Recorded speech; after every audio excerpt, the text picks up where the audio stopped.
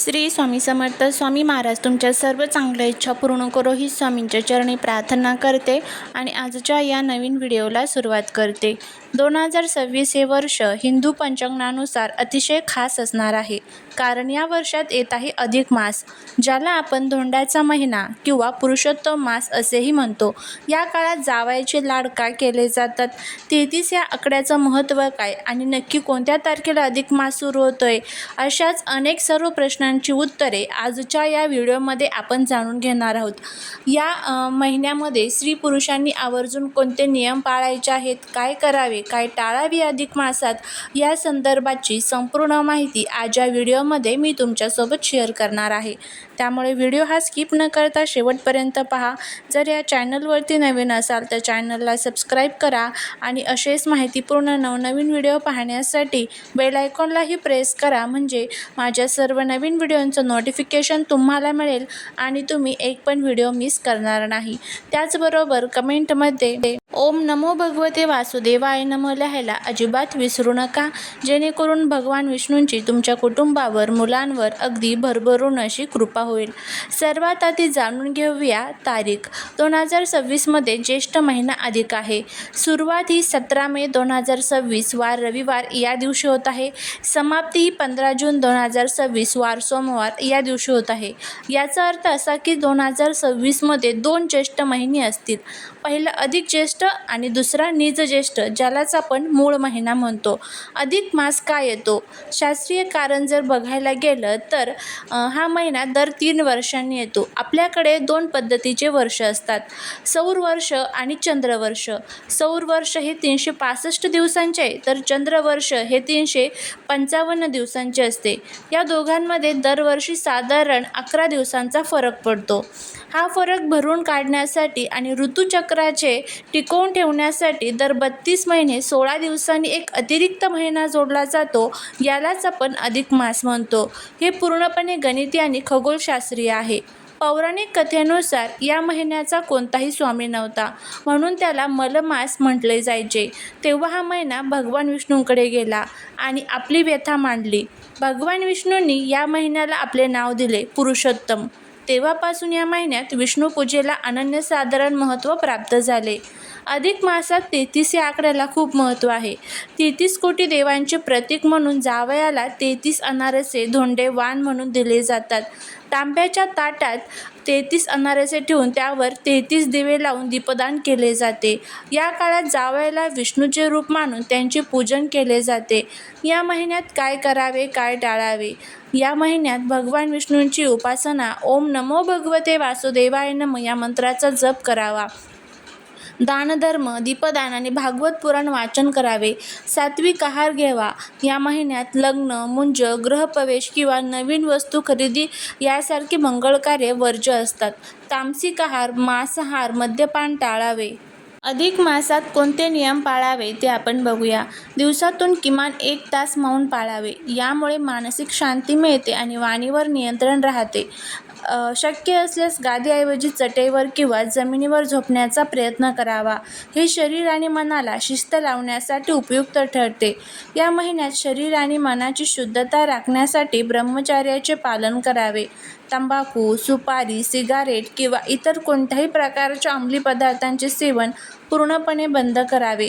या पूर्ण महिन्यात पुरुषांनी दाढी, केस कापू नये किंवा स्त्रियांनी नखे कापू नयेत, तसेच शास्त्रात सांगितले आहे. शक्य असल्यास घराजवळच्या मंदिरात जाताना अनवाणी पायाने जावे.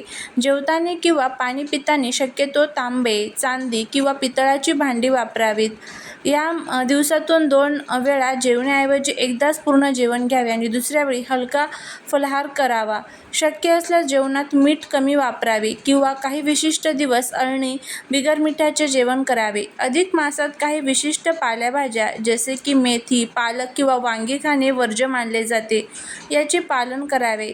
ताटात जेवण्यापेक्षा केळीच्या पानावर किंवा पत्रावळीवर जेवणे या महिन्यात शुभ मानले जाते. हॉटेलचे किंवा पॅकेजचे फूड खाणे टाळून घरी बनवलेले सात्विक अन्नाचे ग्रहण करावे. देवघरात या महिनाभर तुपाचा अखंड दिवा लावण्याचा प्रयत्न करावा. कोणाबद्दलही वाईट बोलणे, त्याचबरोबर कोणाचा अपमान करणे यापासून लांब राहावे. दररोज गाईला गवत किंवा गूळ पोळी द्यावी. पक्ष्यांसाठी पाणी आणि धान्य ठेवावे. या महिन्यात तुळस किंवा पिंपळाचे झाड लावणे आणि त्यांची जोपासना करणे अत्यंत पुण्यकारक ठरते.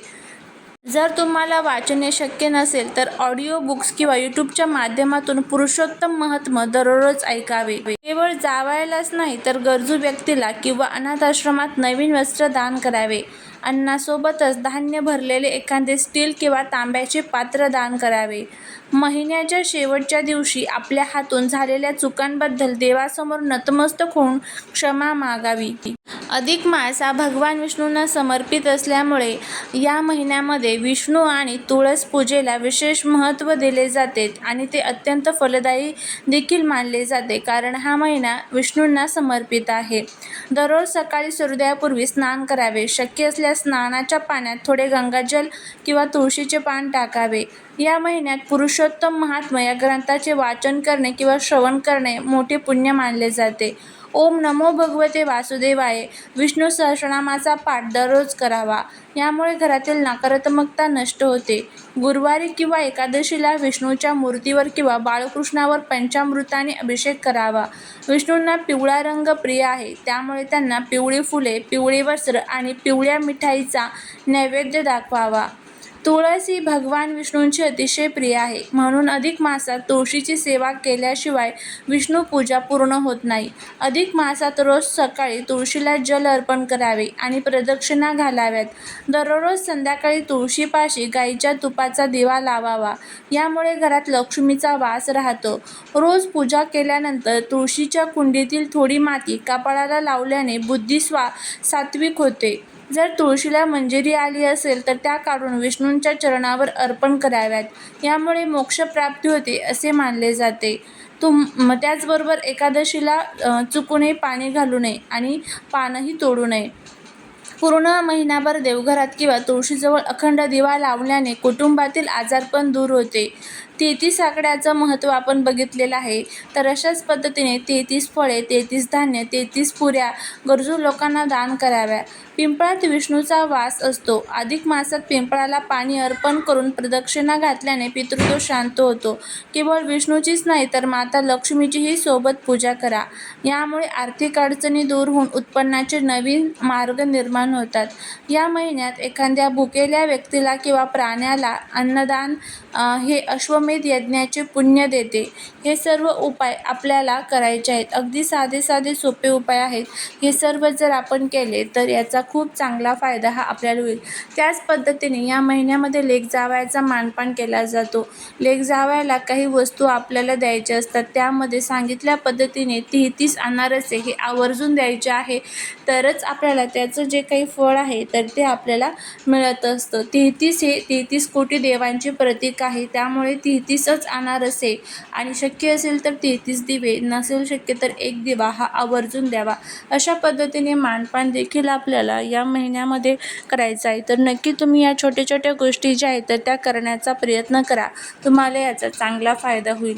आणि ज्या भाज्या सांगितलेल्या आहेत तर त्यासुद्धा आपल्याला खाणे टाळायचे आहे. झालेल्या सेवा महाराजांच्या चरणी रुजू करते. व्हिडिओ जर आवडला तर लाईक, शेअर आणि सबस्क्राईब करा. श्री स्वामी समर्थ.